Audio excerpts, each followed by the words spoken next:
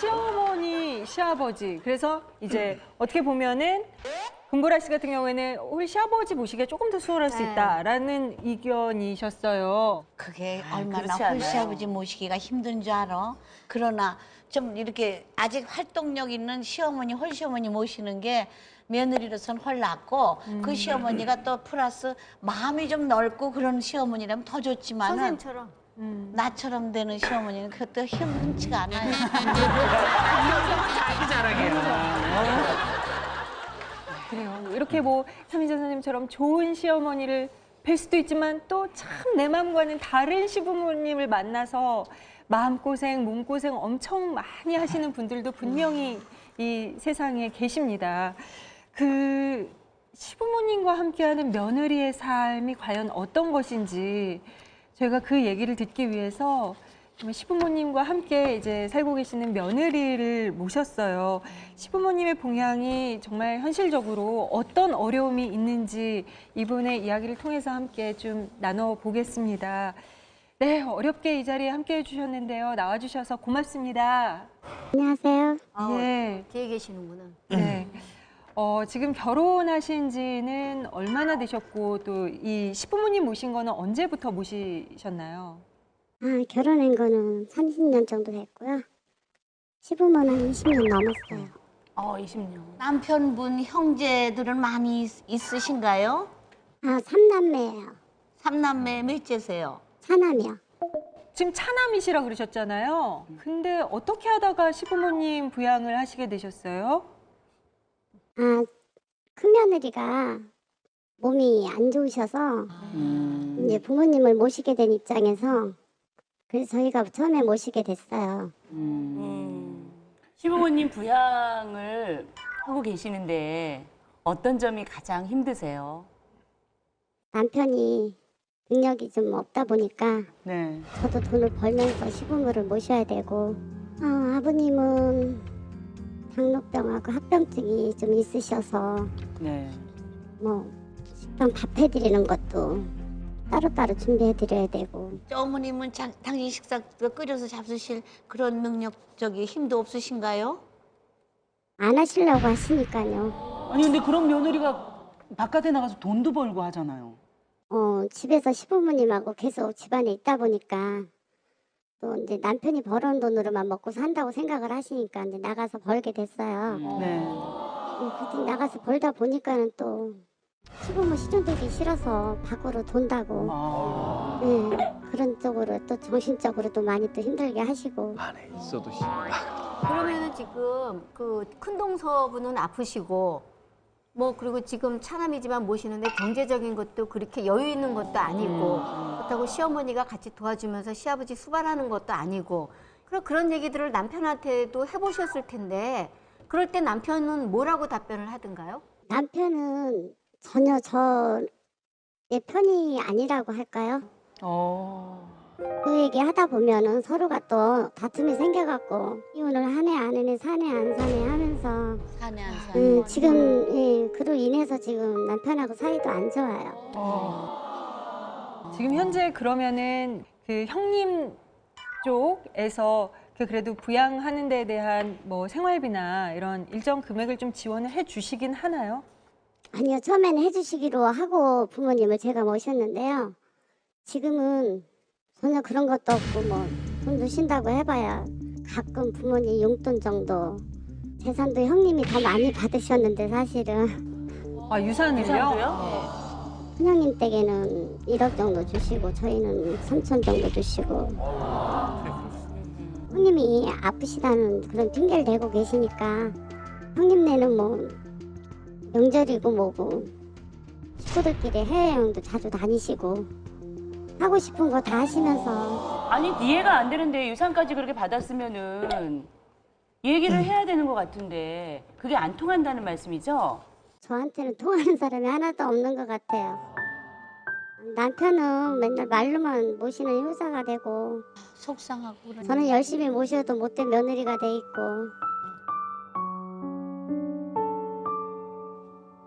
부모 모시고 사는데 무시만 안 당하고 살아도 좀 이완이 될 것 같아요.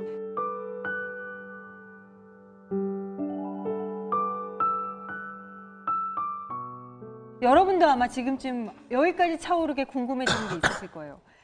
법으로 봤을 때 부모를 모시는 자식에게 그 부양비 몫으로 더 줘라 이렇게 좀 이렇게 법적인 어떤 자료, 근거 제도? 이런 것들이 좀 제대로 마련이 돼 있나요, 장 변호사님? 그러니까 지금 사례자 같은 경우에요. 큰 아들한테 1억, 그다음에 3천, 둘째에게 2천 3천. 이렇게 나눴다 그랬잖아요. 그런데 둘째가 다 모셨어요. 그러면 이제 돌아가시잖아요. 그러면 이미 나누어진 1억 5천을 가지고 다시 정산을 해야 돼요. 다시 정산을 해서 1억 5천이니까 세 자녀가 있으니까 5천만 원씩이 자기 권리예요. 5천만 원씩이 원칙적으로는 자기 권리인데 이제 그 시부모님을 둘째가 얼만큼 몇 년 동안 얼만큼 모셨느냐를 계산을 하는 거예요. 그래서 10년 동안 모신 가치가 5천만 원이다라고 하면 1억 5천만 원에서 5천만 원을 떼요 먼저. 떼서 모신 차남한테 줍니다. 그리고 1억을 가지고 3명이 나눠요. 아, 1억을 거기다가. 가지고. 그게 기여분이구나. 그렇죠. 그게 기여분입니다. 그렇다면은 얘 남편이 죽었어요. 죽고 생활력이 없는 시부모님을 그 며느리가 계속 모셔야 되나요? 며느리는 남편이 죽었더라도 사망을 했더라도 시부모하고 관계에서 며느리입니다. 계속. 아, 그거는 언제 깨지냐면 며느리가 재혼을 하게 되면 깨집니다. 재혼을 하게 되면 끊어지고 문제는 그러면 부양을 해야 되느냐 이게 이제 질문이시잖아요. 네. 직계비속이나 배우자가 아닌 친족은 같이 사는 사람한테만 부양 의무가 있습니다. 그러니까 남편이 돌아가신 다음에 며느리가 시부모님을 계속 모시고 살았다라고 하면 부양 의무가 있는 거고요. 따로 살았다 그러면 부양 의무가 없습니다. 그럼 같이 살다가 따로 나가겠다고 하는 순간 부양 의무가 사라지나요? 그렇다고 볼 수 있죠. 부양 의무가 그러니까 말하자면 부양 의무는 그 며느리가 직접 선택할 수 있는 권리가 되는 거죠. 그렇죠. 그러네. 거기서 부양 의무라는 건 모시고 사는 것뿐만 아니라 부양료를 내는 것까지 포함합니다. 그러니까 따로 살면 부양료를 내지 않아도 되는 거예요. 네. 자, 지금부터 저희가 만날 한 할머니가 계십니다. 장성한 아들과 딸이 있습니다. 그런데 지금 홀로 파지를 주우면서 생활을 하고 계십니다. 지금 어떻게 된 사연인지 저희가 직접 만나서 이야기를 들어보도록 하겠습니다. 네, 어려운 걸음 해주셔서 감사합니다. 어서 오세요. 반갑습니다. 예, 감사합니다. 어머님 실례지만 연세가 지금 어떻게 되시나요? 71이요. 일어나는 사람. 지금 슬아의 자녀가 그럼 어떻게 있으신가요? 아들하고 딸하고 있어요. 딸하고 아들이 이렇게 있는데 혼자 살고 있는 이유를 여쭤봐도 될까요? 예, 아들을 따로 살아가고 따로 나가서 사는데요. 네. 그 3년 전에는 1년에 한 번씩 이렇게 뭐 많이 오면 2번씩 이렇게 왔었는데 지금은 연락이 끊어졌어요. 아유. 그러면 생활은 어떻게 하세요? 벌이는 어떻게 해서 지금 생활비를 생활은 그냥 뭐 폐지도 줍고 뭐 옷도 좀 저기 동네에서 줘서 그냥 갖다가 팔고 그냥 뭐 생활을 혼자 그냥 근근히 그냥 해요. 아니 그러면은 여름에 많이 덥잖아요. 올여름 엄청 더웠잖아요. 여름이 더워서요. 그 아침 새벽에 저녁에 그렇게 댕겼어요. 저 주주로. 겨울에 막 눈 오고 추울 때도 파지 주우러 나가세요? 그 잔뜩 입고 나가죠. 나가고 또 동네 사람들이 좀 모여놨다도 주고 그래요. 그렇게 계속 파지를 주우시면 한 달에 얼마 버세요? 한 달이라고 볼 건 없고 하루에? 하루에 뭐 몇천 원도 벌고 많이 벌면 한 6, 7천 원 벌 때 있고 어떤 때는 2천 원, 3천 원 벌 때도 그래. 아니 그 연세에 이렇게 젊은 나이에 혼자 경제력도 정말 그래서 예. 사시는 게 쉽지 않을 텐데 자식들 어떻게 연락해서 집에 들어갈 생각은 안 하셨어요? 전에 한 3년 전에 좀 몸이 아파서 상하를 혼자 못 하겠다 했더니 아들하고 며느리가 왔는데 저 얘기를 듣고 일단 말을 안 해요. 안고 가더니 그대로 연락이 없어요. 따님은 어떻게 하다 연락이 끊기? 딸은 미국에서 사는데요.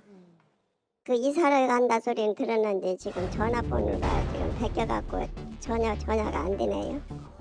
자식들이 그렇게 지금 어머니하고 인연을 끊으려고 그러고 안 모시겠다는 이유가 뭔지 아세요? 그게 부담이 돼서 그런 것 같아요.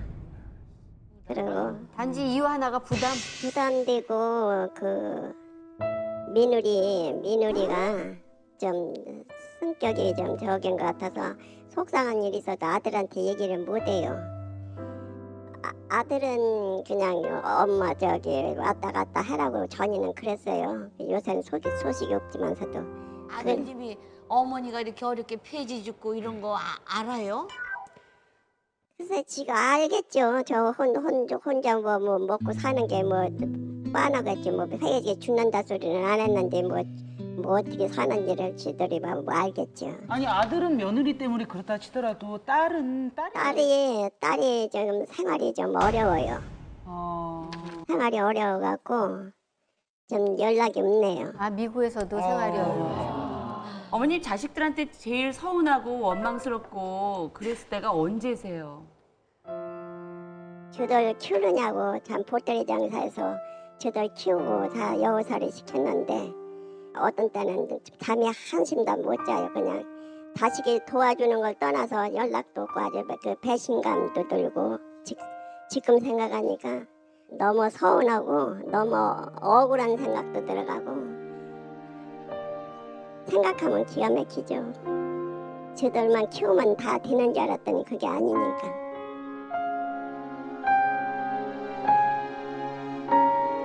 할머니, 예. 그래도 참 야속한 아들이지만요. 언제 가장 아들이 생각나세요? 냉일 때 그리고 또 아플 때 그럴 때 생각나죠.